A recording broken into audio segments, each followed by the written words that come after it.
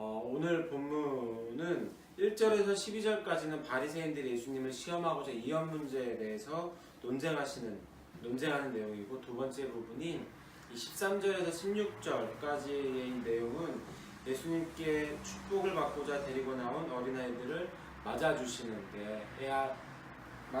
사건입니다. 하나님께서 에덴 동산에 아담과 하와를 혼인관계를 맺게 하셔서 부부가 되게 하시고 첫 가정이 되게 하셨습니다. 이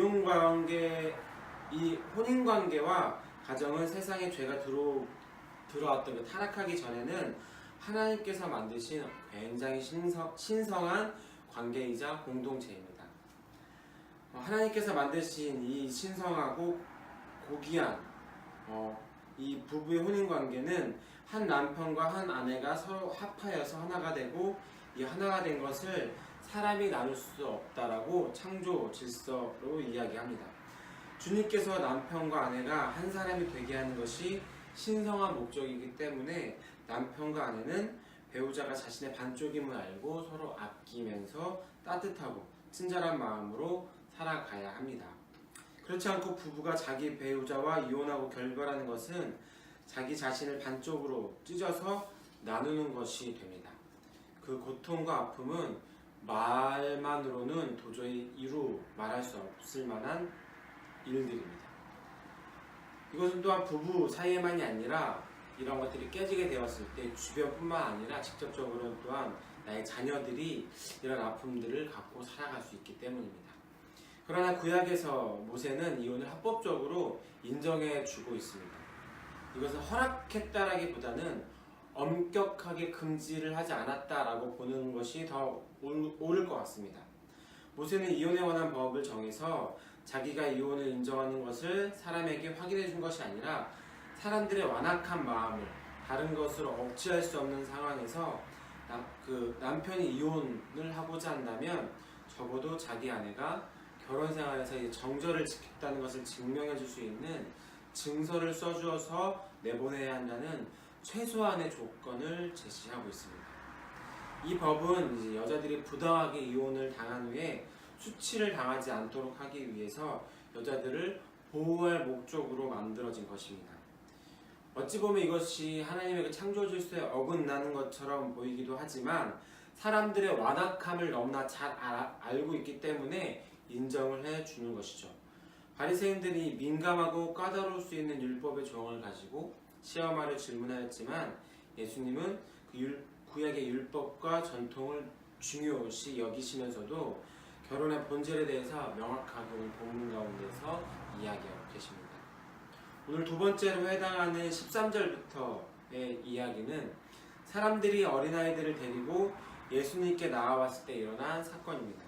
이것은 9장에서 제자들이 누가 서로 큰가를 다투는 내용에 어쩌면 이어지는 말일 것 같습니다.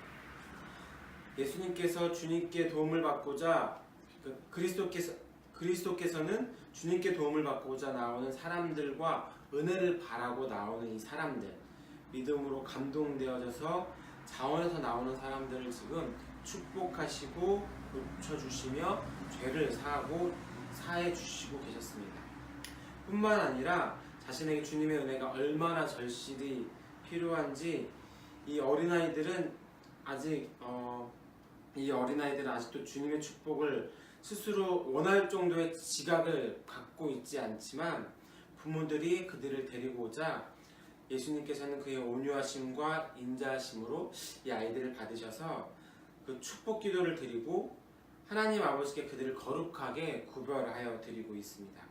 여기서 중요한 것은 어린아이들의 부모님들은 주님께 성령의 능력이 있으셔서 예수님이 하나님의 백성에게 은혜를 부어주실 수 있다는 것을 깊은 믿음이 그들 마음 가운데 있었다는 것을 우리는 알 수 있습니다. 그러지 않았다면 부모님들은 자기 자녀들을 주님께로 데려오지 않았을 것입니다. 예수 그리스도께서는 당신이 그 어린아이들을 받아주시겠다는 분명한 뜻을 밝히고 그들을 안아주실 뿐만 아니라 그들에게 유대인의 전통에 따라서 안수하시고 축복하셨습니다. 모든 인간은 그의 나이에 상관없이 이 아담 이후에 모든 인간들이 사망 선고를 받았기 때문에 죄를 지은 것으로 인하여서 어린 자에부터 나이든 자에 이르기까지 모두가 다 유일하신 그 구세주에 의해서 구원을 받아야 함을 보여주고 있습니다. 그런데 제자들의 태도는 매우 달랐습니다. 13절을 제가 읽겠습니다. 사람들이 예수께서 만져주심을 바라고 어린아이들을 데리고 오매 제자들이 꾸짖거늘.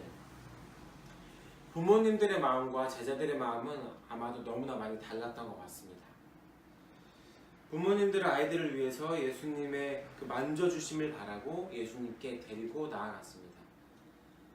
자기 자녀들이 그리스도이신 예수님, 하나님의 아들로부터 복을 받기를 소원했던 것이죠. 어른들은 당면한 자신의 문제를 해결하기 위해서 주님께 나아왔지만 부모님들은 자녀들이 이 예수님의 은혜를 잊기를 원했고, 그리고 그들의 미래가 예수님의 이 은혜와 축복으로 이루어지기를 소망했습니다. 그러나 제자들은 당장의 문제를 가지고 오는 어른들을 돕는 일에만 관심이 있었습니다.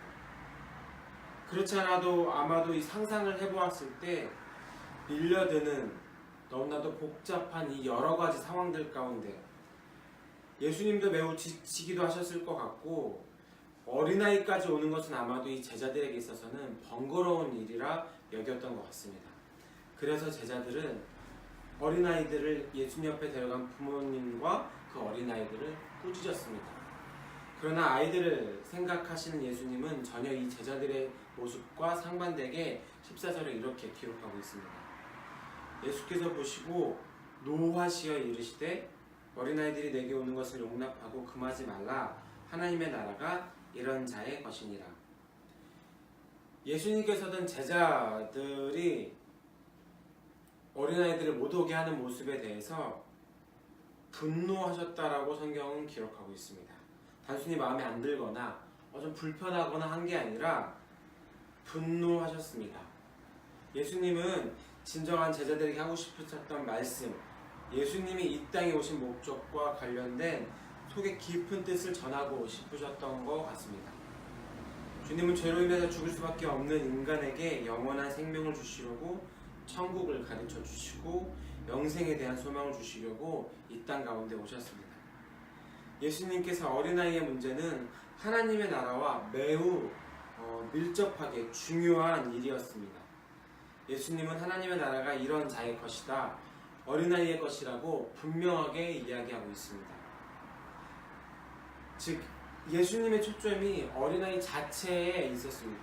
그래서 어린아이들이 내게 오는 것을 금하지 말라, 하나님의 나라가 이런 자의 것이다 라고 고백하고 있습니다. 덧붙여서 설명하고 있습니다. 15절입니다. 내가 진실로 너에게 이르노니 누구든지 하나님의 나라를 어린아이와 같이 받들지 않는 자는 결단코 그곳에 들어가지 못하리라.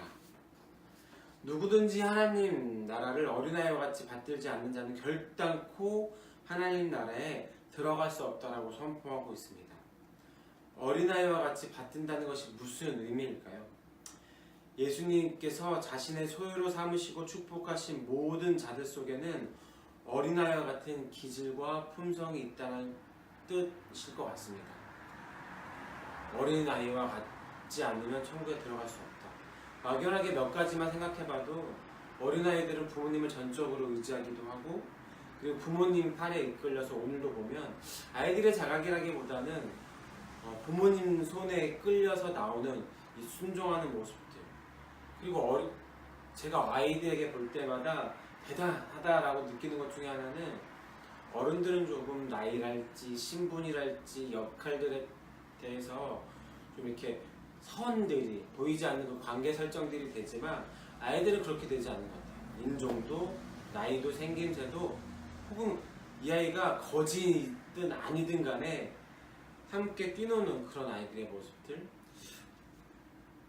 이 밖에는 그냥 내가 묵상해도 어떠한 아이들의 모습들 때문에 천국에 들어갈 수 있을까도 알 수 있을 것 같습니다. 이 부분도 오늘 하루 동안 한번 묵상해 보는 것도 좋지 않을까 싶습니다. 어찌됐든 간에 이러한 품성이 있어야, 이러한 성품이 있어야, 이런 어린아이와 같은 마음이 있어야 천국에 들어갈 수 있다라고 예수님은 말씀하십니다. 요즘 아이들만 봐도 참 어른들을 많이 닮아가게 되는 것 같아요. 옷차림이나 말투나 사고방식이나 생각이나 왜 이렇게 애어른 같아? 라고 보이는데 결국 그 모습들이 다 어른들을 보고 닮아가는 모습이겠죠. 그렇기 때문에 어린아이들이 아이의 마음을 잃지 않도록 하는 것이 우리 어른들의 책임이고 부모님들의 책임인 것 같습니다. 하나님 나라와 어린아이의 관계에 대해서 말씀하신 예수님은 직접 아이들을 축복하십니다. 16절입니다. 그 어린아이들을 안고 그들 위해 안수하시고 축복하시니라. 먼저 어린아이들을 안아주셨습니다.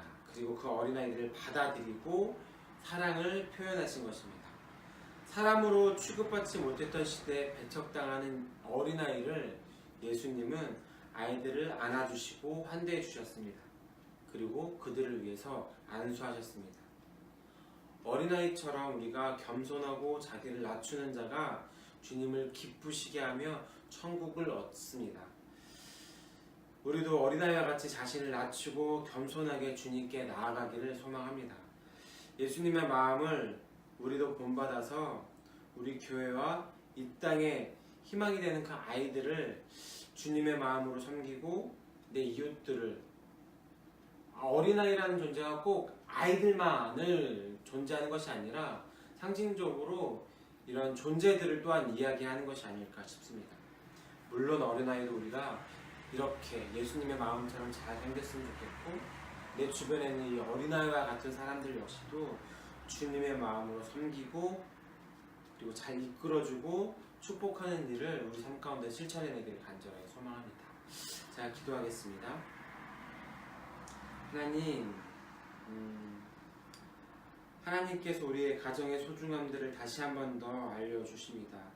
주께서 짝지어 주신 것을 사람이 나누지 못한다고 하신 것을 본받아서 우리 가정 가운데 이루어진 이 관계들을 우리가 귀하게 여기게 하시고 이것들에 대해서 소홀히 하지 않을 수 있는 우리 공동체 되게 해주셨습니다. 또한 예수님께서는 어린아이처럼 받들지 아니하면 결단코 천국에 들어갈 수 없다라고 하셨는데, 우리도 이 어린아이 같은 그 마음들을 더욱더 깊이 묵상하게 하시고 그 마음들을 닮아갈 수 있도록 도와주시옵소서. 또한 우리가 이 어린아이들을, 또는 이 어린아이와 같은 내 주변에 있는 많은 사람들을 따뜻하게 영접하고, 또한 그 내가 들은 그 생명의 말씀들을 가르치고 사랑들을 베풀고 또한 축복할 수 있는 오늘 하루 될 수 있도록 허락하여 주시옵소서. 이 모든 말씀 예수님의 이름으로 기도했습니다.